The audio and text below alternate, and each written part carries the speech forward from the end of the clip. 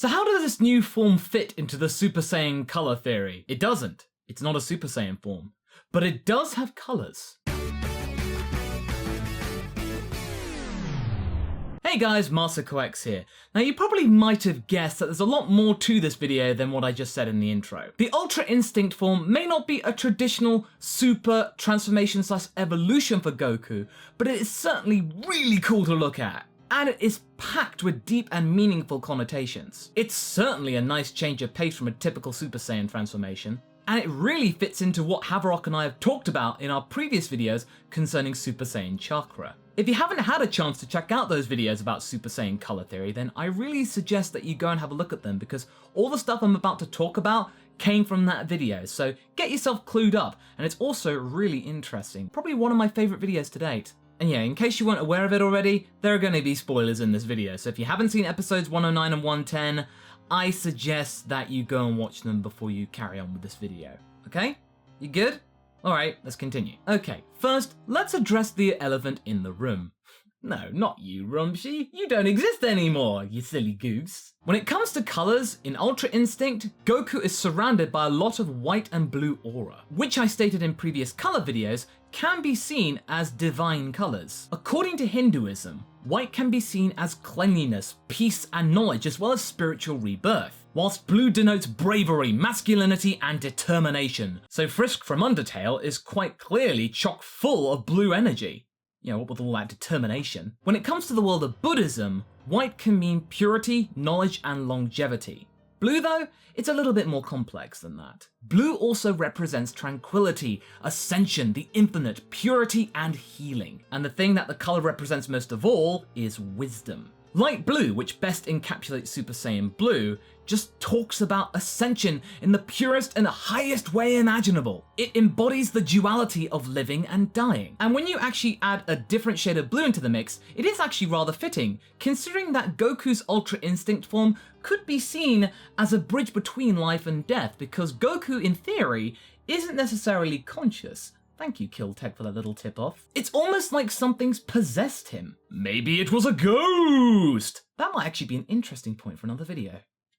No, actually, never mind. It probably will end up just talking about Ghost Nappa. Before we get to Goku's silvery eyes, I wish to draw your attention back to our good old trusty chakra diagram. As you might remember, we associated Super Saiyan Blue with the Vishuddha chakra, which is also known as the throat chakra. According to Hindu tradition, the traditional symbol for Vishuddha is a white petal with 16 smaller petals surrounding it. These petals can be often considered to be smoke-coloured or sometimes blue. Inside the Vishuddha symbol is also a white triangle pointing downwards, which inside of it contains a circle which is also white and could be considered a full moon. This represents Akashi, or ether, or pure energy. And the crescent inside of that is often referred to as nada, or pure cosmic sound, the ringing in your ears as if you're about to be enlightened to a whole other plane of existence. That crescent isn't there for decoration, it is integral to the principle of Vishuddha. It is symbolic for Vishuddha's purity and purification. Without it, it wouldn't be the same. So we saw a little bit of the Vishuddha chakra in Super Saiyan Blue, but with Ultra Instinct Goku, we are seeing even more of that. The blue that we see is of a much darker tint. Now remember I talked about smoke-coloured petals?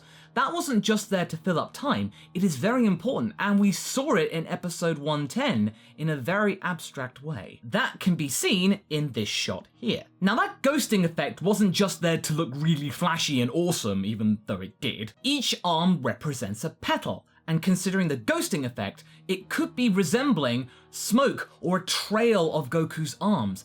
Those 16 representation of arms are part of the Vishuddha symbol. He's basically mastered it. This all happened whilst Goku was fending off Toppo and Dispo. If he wasn't going against the likes of Jiren, then basically you are not going to stand a chance against Goku. To further emphasize this, take a look at this quote from the Vishuddha entry on Wikipedia. Vishuddha chakra is known as the purification center, where the nectar Amrita drips down from the Bindu chakra and is split into a pure form and a poison. In its most abstract form, it is associated with high discrimination and is associated with creativity and self-expression. It is believed that when Vishuddha is closed, a person undergoes decay and death. When it is open, negative experiences are transformed into wisdom and learning. The success and failure in one's life are said to depend upon the state of this chakra, whether it is polluted or clean. Meditation upon this chakra is said to bring about various siddhis or occult powers. Had Goku not been in Super Saiyan Blue, then I believe that Goku would not have survived that experience that we saw. Super Saiyan Blue, in conjunction with the Spirit Bomb, was enough of a catalyst to bring Goku to a whole other level. I wonder if the same thing would have happened had Goku been using Super Saiyan God instead of Blue. Would the different color chakra have yielded a different result? Also, notice throughout the second part of Goku and Jiren's fight, you never saw Goku's head or neck shift at all. Yeah, his body was quite lucid and floppy whilst he was in combat, but his head and neck, they were stock straight, his eyes focused on the prize that was Jiren. Couple all of that with Goku's scary roar, and we have even more connections with Vishuddha, because remember, Vishuddha is the throat chakra, so Goku's throat was wide open. Now, I've talked about Goku's aura a fair bit here, but there is another point that we must talk about, and it's something I broached upon earlier. It was one of the central pillars of all the promotional material we got for this fight.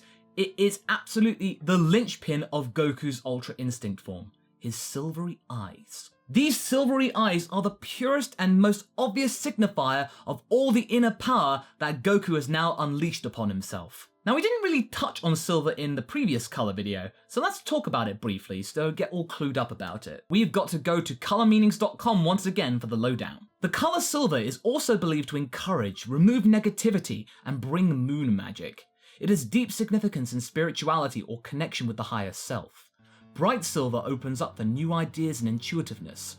Dark silver or grey can mean negative things like fear is accumulating in the body.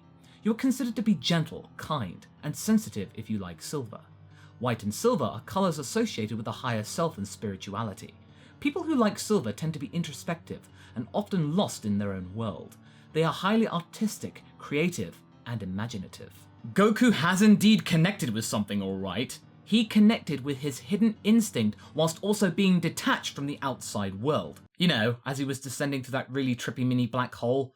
Man, that was a ride. The sight empowered by colour further illustrates this point. From a colour psychology viewpoint, it signals a time of reflection and a change of direction as it illuminates the way forward. It helps with the cleansing and releasing of mental, physical, and emotional issues and blockages as it opens new doors and lights the way to the future. Silver restores equilibrium and stability to both feminine power and spiritual energy. It protects itself from outside negativity, reflecting the energy back to where it began. Reflecting the energy back to where it came from, eh?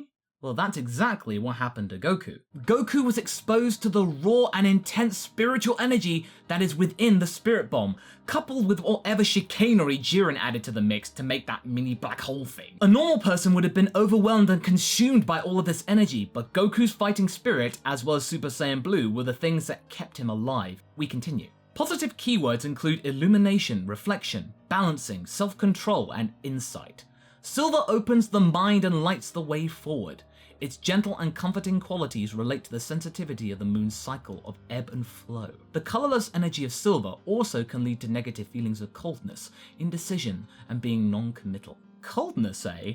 Now that was something that was alluded to by the Z-Fighters when concerning Goku. They saw Ultra Instinct Goku behaving in a way that was very unlike the Goku that they knew, and they were right to think that, because in a way, it wasn't Goku. He was detached, cold and fluid. His body was doing the talking. He was out of touch with reality and relying purely on fighting spirit. Those silvery eyes were just one part of the equation. The color silver lit Goku's path forward and just allowed Goku to eschew imagination from his existence and to just fight, you know? He didn't have to think. He didn't have to plan what he was gonna do, strategize, any of that nonsense. He just got to fight! On another level, Goku's silvery eyes might be tapping into another thing about him, his Saiyan instincts concerning the full moon. We might be getting, in a way, a facsimile of Super Saiyan 4. That form too was primeval and instinctive in its approach. Ultra Instinct is just a more spiritual incarnation, and is also less reliant on the word super.